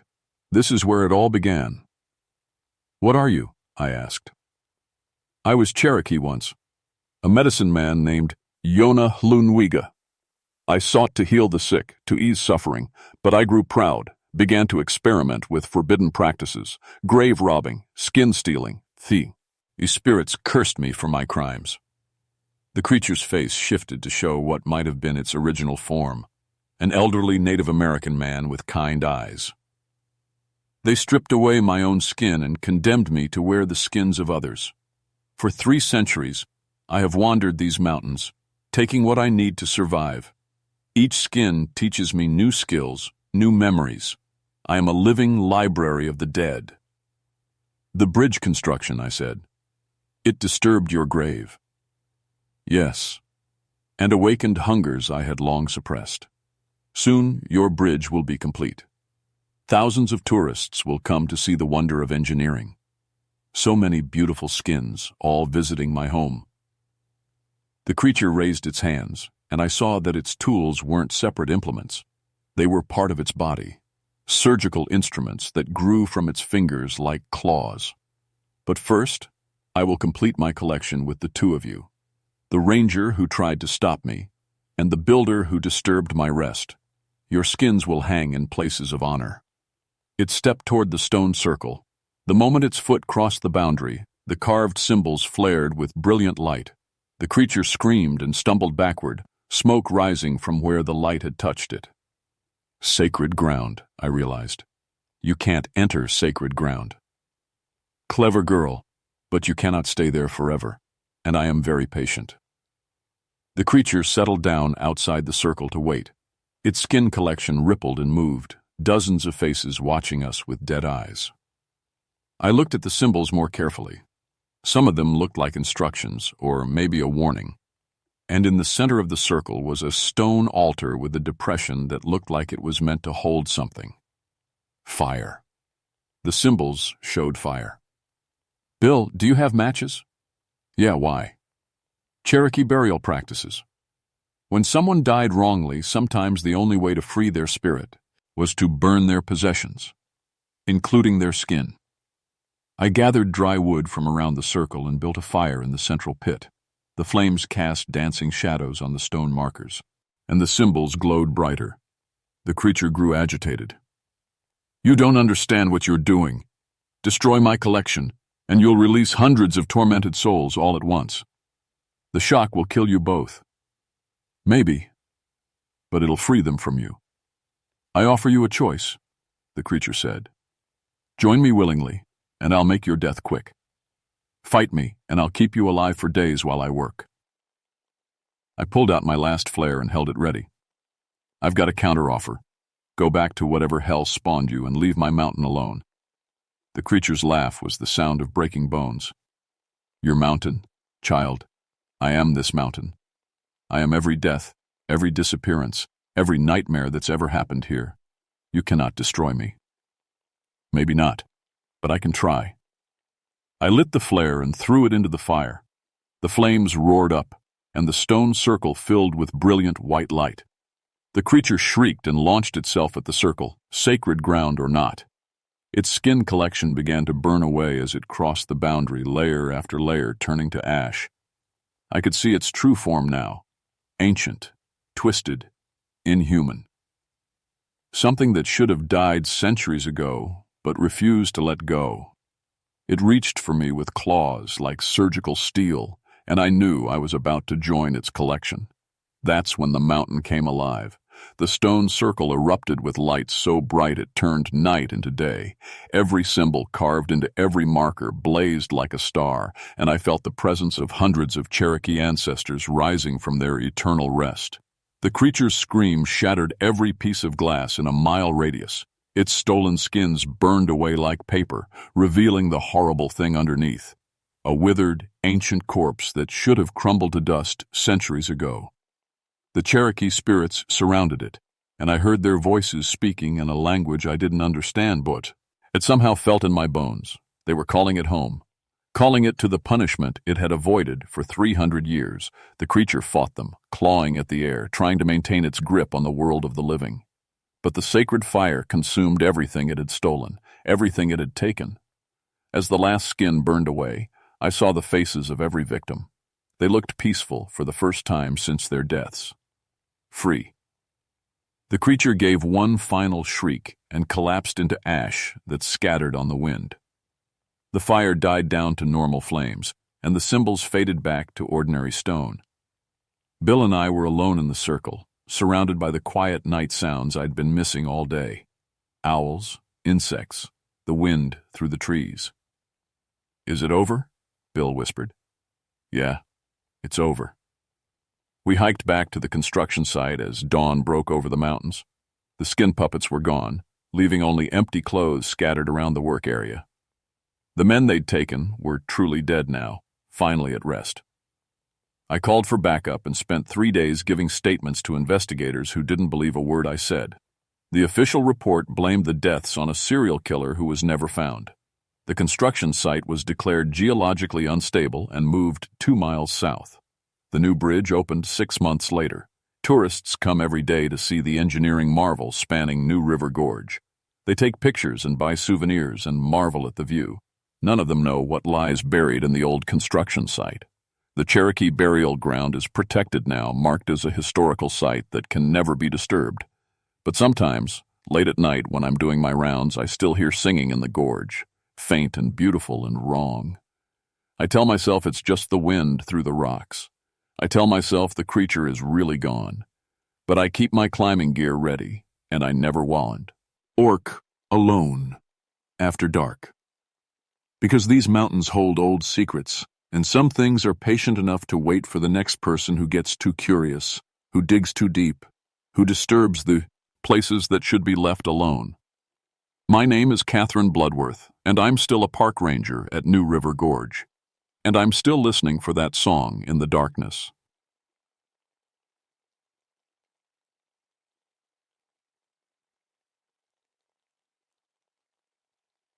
My name is Dr. Harrison Nightfall, and I need to tell you what really happened at Spruce Knob in December 1984. The official reports say equipment failure and lightning strike. They're lying. I know because I was there. I lived through it. What's left of me, anyway. I was 29 then, fresh out of graduate school with a shiny meteorology degree and big dreams about understanding weather patterns. The Forest Service stationed me alone at the weather monitoring post on Spruce Knob, the highest peak in West Virginia at 4,863 feet. Most people thought I was crazy for wanting such an isolated assignment, but I loved it. Just me, my instruments, and the endless sky. The station sat on a rocky outcrop surrounded by red spruce trees that whispered secrets in the mountain wind. My job was simple: record temperature, humidity, wind speed, barometric pressure, and electromagnetic readings every 6 hours. Send the data down to headquarters in Elkins via radio twice daily. Keep the equipment running. Easy work for someone who found peace in numbers and patterns. The cabin was small but comfortable. One room with my bed, desk, radio equipment, and a wood stove that kept me warm through the bitter mountain winters. Solar panels and a backup generator powered my instruments. I had enough supplies to last 3 months without resupply, which was good because snow could block the access road from November to April. I'd been up there 7 years by December 1984, 7 years of watching storms roll across the Allegheny Mountains, tracking the jet stream's movements, recording data that helped farmers and pilots make better decisions. I knew every tree on that peak, every rock formation, every sound the wind made through the equipment housing. That's why I noticed when things started going wrong. December 1st started normal enough, temperature holding steady at 18 degrees. Wind from the northwest at 12 miles per hour, barometric pressure falling slowly. But my electromagnetic field detector, a sensitive instrument that measured atmospheric electrical activity, started showing readings I'd never seen before. The needle jumped around like it was having a seizure, first spiking to maximum, then dropping to zero, then climbing steadily to levels that should have meant a massive thunderstorm was approaching. But the sky was clear, crystal clear, with stars so bright they seemed close enough to touch. I tapped the instrument housing, thinking maybe ice had gotten into the circuits. The readings smoothed out for about an hour, then started the crazy dance again. I made my evening report to headquarters, noting the equipment malfunction, and went to bed thinking I'd troubleshoot it in the morning. But I couldn't sleep. The air felt wrong somehow, thick and electric like the moments before lightning strikes. My teeth ached. The hair on my arms stood up. I kept expecting thunder that never came. Around midnight, I heard voices outside. Not clear voices, more like whispers carried on the wind, speaking words I couldn't quite make out. I pressed my face to the window but saw nothing except moonlight on snow and the dark shapes of spruce trees. Mountain acoustics could be weird, I told myself. Sound traveled strange distances in thin air. Still, I loaded my rifle and kept it close the rest of the night. When morning came, I found footprints in the snow around my cabin. But they weren't like any prints I'd ever seen. Too long, too narrow, with what looked like toe marks at impossible angles. Whatever made them was tall. The stride length suggested something at least 7 feet high. I measured the prints and took photographs, though the images came out strangely blurred despite perfect lighting conditions. The electromagnetic detector was still going crazy. I tried calling headquarters on the radio, but got only static mixed with what sounded like distant voices speaking in a language I didn't recognize. That's when I started keeping detailed logs of everything. If something was happening up there, some kind of atmospheric phenomenon science hadn't discovered yet, I wanted to document it properly. I was a scientist, after all. Recording unusual events was my job. I had no idea those logs would become evidence of humanity's first contact with something that should never have found us. December 2nd brought the first real proof I wasn't losing my mind. The electromagnetic readings spiked so high they burned out 2 of my sensors. When I went outside to check the equipment housing, I found every metal surface covered in a thin layer of what looked like frost, except it was glowing. Soft blue light that pulsed like a heartbeat. I scraped some onto a slide and examined it under my microscope. The crystals moved. They actually moved, organizing themselves into geometric patterns that shifted and changed as I watched. When I tried to photograph them, my camera malfunctioned. Every picture came out as pure white light. By afternoon, the glow had faded, but the electromagnetic chaos continued. My radio picked up transmissions that weren't on any frequency I knew. Voices speaking in that strange language, sometimes laughing, sometimes making sounds that hurt my ears. When I tried to record them, the tape came out blank. That night, they came closer. I was updating my equipment logs when light filled the cabin windows. Not the warm yellow of sunlight or the blue-white of moonlight, but something that seemed to come from everywhere at once. Green and purple and colors I couldn't name, swirling together like the aurora borealis had fallen from the sky to dance among the trees. I grabbed my binoculars and stepped outside, my breath forming instant clouds in the sub-zero air. The lights moved between the spruce trees like they had purpose, flowing around trunks and branches in patterns too complex to be natural. As I watched, they began to take shape. Tall, impossibly thin figures that seemed to be made of light itself. 3 of them stood at the edge of the clearing, just beyond the reach of my cabin's floodlights.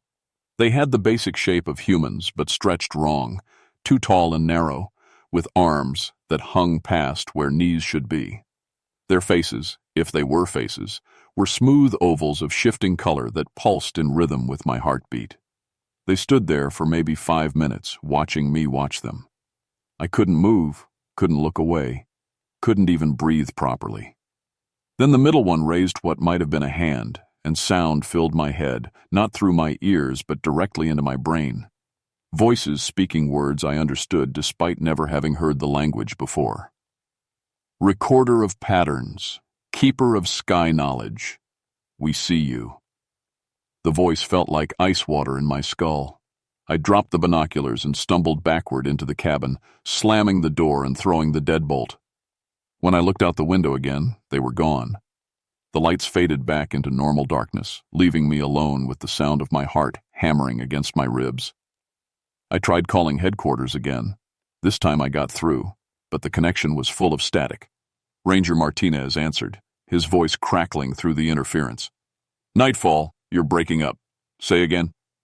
I'm reporting visual contact with unidentified. How do you tell your supervisor you just saw aliens made of light? Unknown aircraft, I said finally. 3 objects displaying unusual flight characteristics, possible experimental military vehicles. Any threat assessment? I looked out the window at the empty clearing. Negative threat at this time, but I'm requesting equipment inspection. My electromagnetic sensors are malfunctioning. Copy that. We'll try to get a team up there when the weather clears. Probably be a few days. A few days. I hoped I'd still be sane in a few days. December 3rd brought snow and more visitors. The storm hit just after sunrise, dumping 6 inches of powder and dropping visibility to maybe 50 feet. Perfect cover for whatever was moving through the trees around my station. I caught glimpses of them all day, tall shadows that didn't behave like shadows should, staying dark even when they passed through patches of sunlight. My equipment went completely haywire. The electromagnetic detector burned out its 3rd sensor. The radio picked up nothing but that alien language, growing louder and more frequent. Worst of all, my barometric pressure readings showed impossible changes, dropping and rising by amounts that should have torn the atmosphere apart. But it was the photographs that really scared me. I'd been taking pictures of the strange readings on my instruments, thinking I'd need proof when I filed my reports. When I developed the film that evening, every image showed the same thing. My equipment readings were normal, but in the background of each shot stood one of the light beings, watching me work. They'd been in my cabin all day, and I hadn't seen them. That night, I barricaded the door and sat with my rifle across my knees, staring at the windows. The electromagnetic readings climbed steadily higher. My teeth ached so badly I could barely think. Around 2 a.m., the voices in my head started. Fear Keeper. Mind Guarder. We mean no damage to your flesh shell. I clamped my hands over my ears, but it didn't help. The voice was inside my skull. We hunger for the spark patterns you create. The sky knowledge you gather feeds us well. Get out of my head, I screamed. Soon, recorder. Soon you will understand the gift we offer. The presence faded, leaving me alone with a crushing headache and the terrible certainty that something was very, very wrong with my brain. December 5th marked the beginning of the end of my humanity. I woke up with blood on my pillow, not from my nose or mouth, but seeping from my ears, my heart. It felt like someone had driven railroad spikes through both temples. When I tried to remember the previous day, I found gaps, missing hours where I couldn't account for my time or actions. My equipment logs showed entries in my handwriting that I didn't remember making. Detailed measurements of electromagnetic field fluctuations, written in technical language I wouldn't normally use. Calculations that explored the relationship between human brain activity and atmospheric electrical phenomena. Research I'd never done, using theories I'd never heard of. Worse, the calculations were correct. Brilliant, even. As if some part of my mind had suddenly gained access to advanced knowledge of neuroscience and atmospheric physics. That's when I realized what was happening. They weren't just watching me. They were inside my head, using my brain like a research laboratory. I tried calling headquarters again, but the radio was completely dead. No static, no alien voices, just silence. I checked the connections and found that someone had rewired the entire system while I slept, creating a configuration that should have been impossible with my available components. The new setup was far more sophisticated than anything I could have built. But it was built in my handwriting, documented in my equipment logs, using my tools. The beings were learning from me, but they were also teaching me things I didn't want to know. December 7th brought the first real casualty. A Forest Service helicopter tried to reach my station with supplies and the equipment inspection team I'd requested. I watched it approach from the north, flying low through the mountain valleys. The pilot was good. I recognized the flight patterns of someone who knew how to handle mountain air currents. Then the electromagnetic readings spiked beyond anything I'd recorded. The helicopter started spinning, not like mechanical fail, but like something was grabbing it and twisting it through the air. The radio crackled with panicked voices. Mayday! Mayday! We're experiencing complete electrical failure. All. Instruments dead. Control surfaces not responding. What the hell is that light? Through my binoculars I could see them, 3 of the beings rising from the forest below the helicopter, reaching up with arms of pure energy. The aircraft's metal hull began to glow with the same blue light I'd seen on my equipment.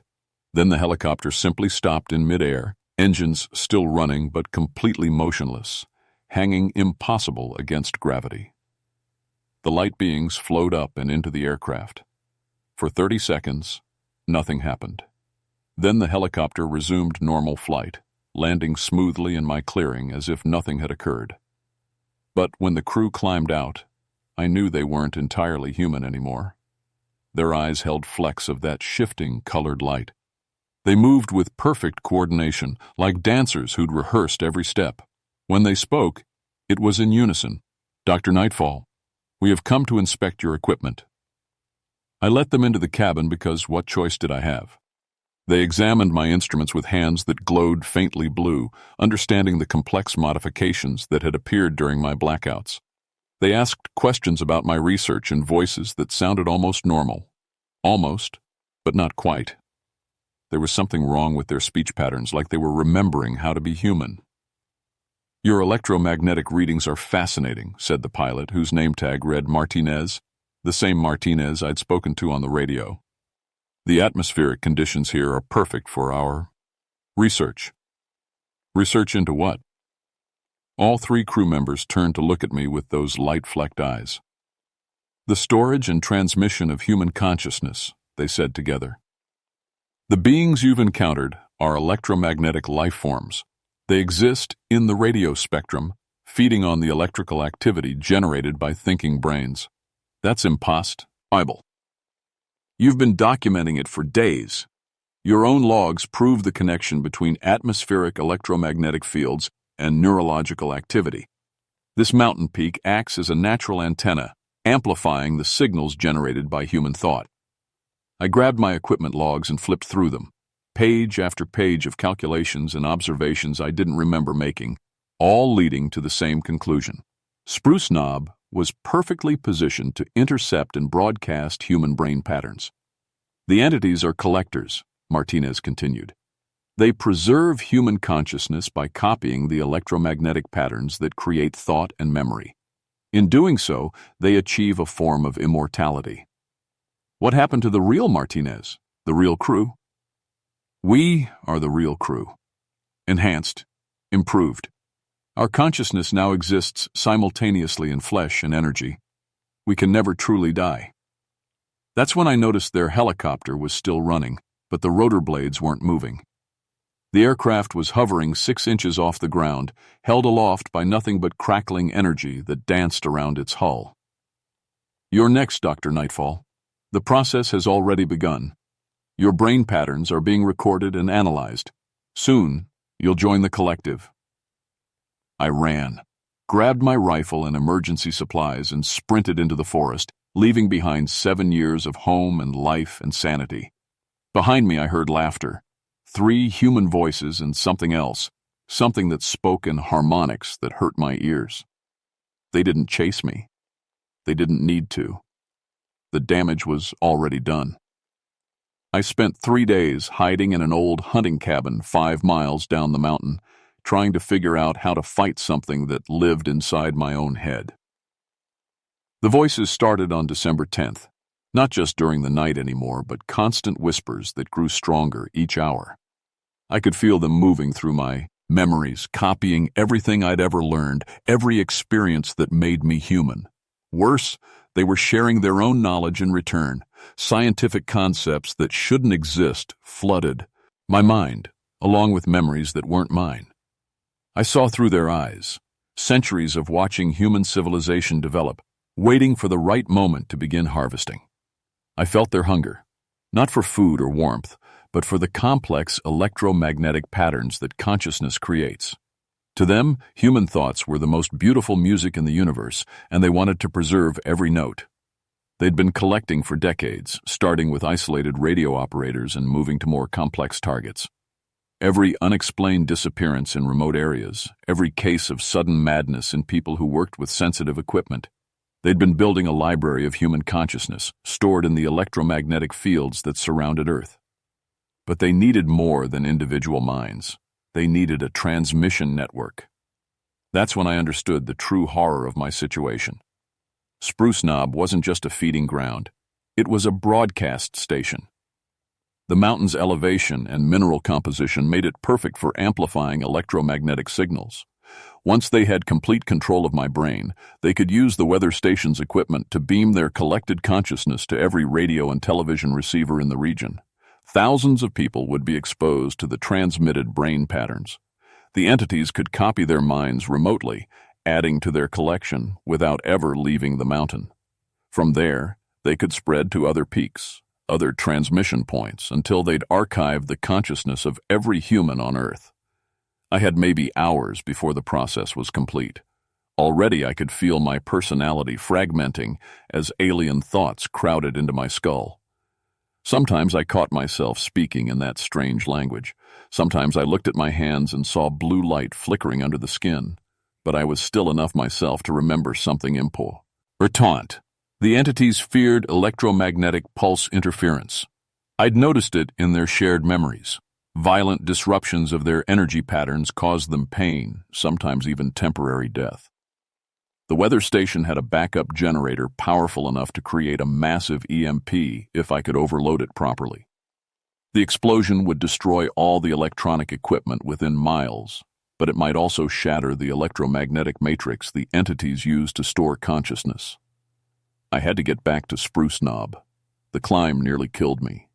3 days of hiding had weakened me, and the alien presence in my head grew stronger with each step toward the peak. By the time I reached the clearing, I was fighting for control of my own body. The station looked normal from outside, but I could see the modifications they'd made to my equipment. Crystalline structures grew from the radio antenna like technological cancer, pulsing with that familiar blue light. My satellite dish had been rewired into something that looked like a massive geometric flower, its petals aimed at the stars. Inside the cabin, I found them waiting.